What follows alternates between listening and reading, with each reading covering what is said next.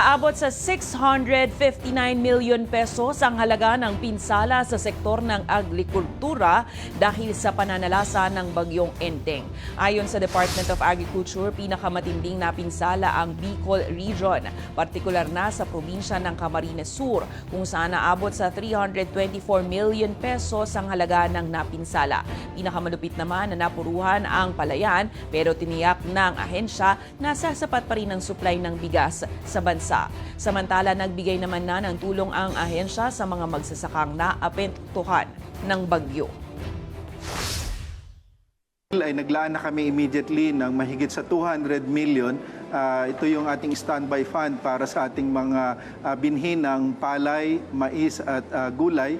Every time na meron tayong mga ganitong bagyo, kalamidad, ay meron tayong mga nakapreposition na mga binhi at pag ready na uli yung ating mga magsasaka na magtanim ay ipapamahagi